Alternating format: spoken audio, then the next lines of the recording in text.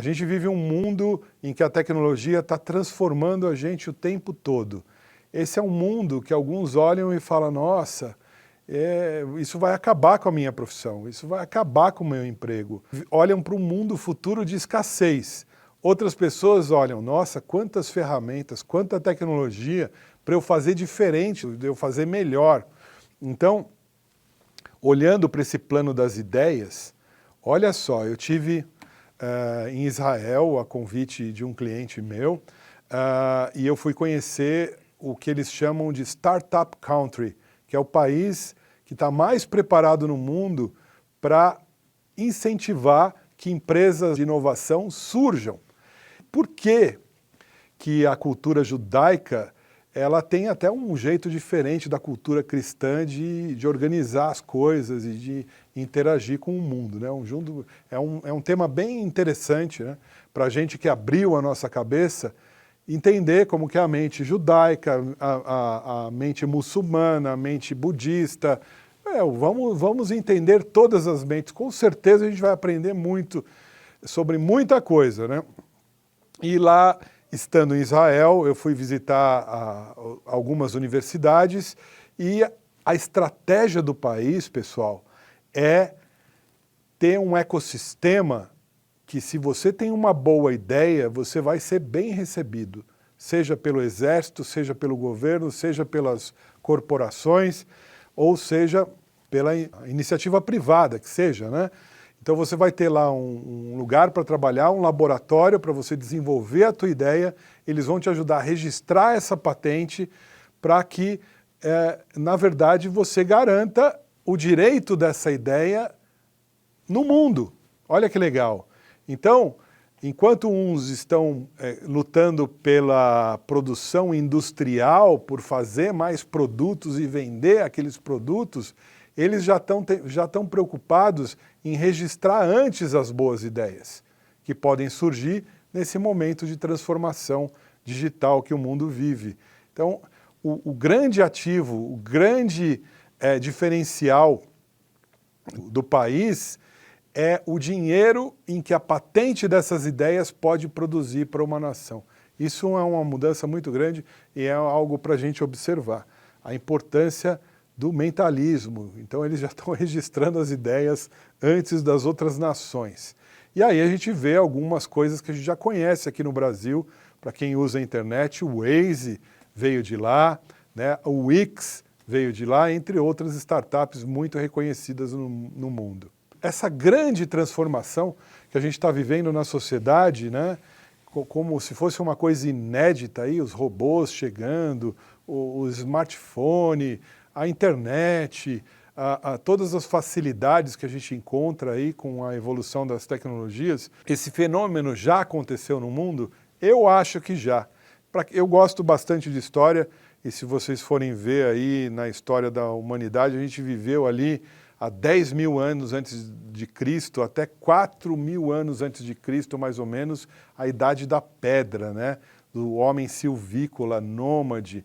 Mas nessa caminhada desse homem pela natureza, com vitórias e derrotas, ele foi acumulando, como eu disse lá, a mente concreta do homem foi acumulando conhecimento, criando ferramentas, criou a roda, criou o arado, aprendeu a fazer tijolos de barro e assim por diante, e chegou uma hora que todas essas criações do homem começaram a convergir e o homem passou a se fixar, né, a aprender a fazer agricultura, a criar uma proteção, um lar, e ele viu que se fixando com mais pessoas, um protege o outro contra os animais, e essa convergência fez com que rapidamente surgisse algo que até hoje alguns arqueólogos falam como misteriosa, o aparecimento da civilização suméria. Depois vieram os egípcios, vieram os gregos, os romanos,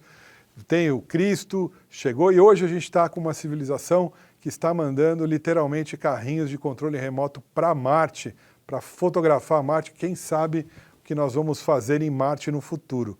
Mas enfim, é uma evolução muito rápida.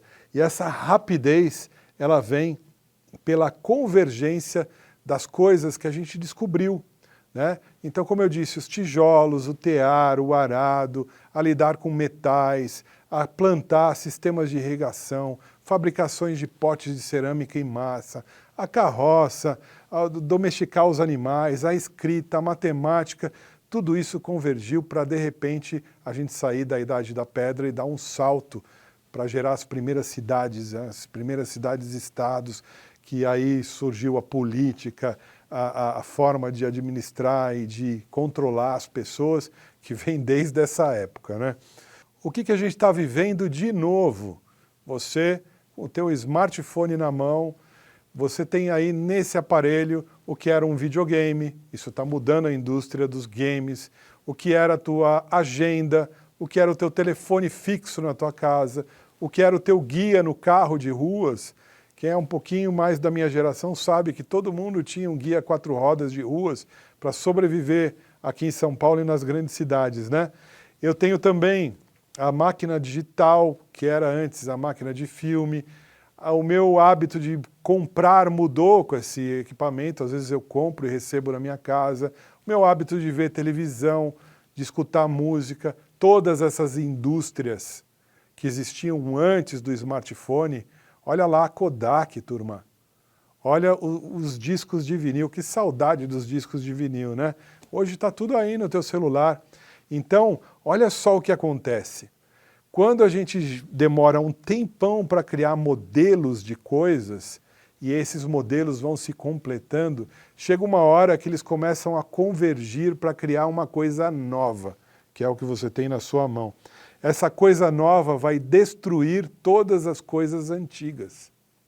Todos os modelos de negócio, as formas de pensar antiga. E o mundo que a gente está caminhando é um mundo em que isso vai acontecer demais.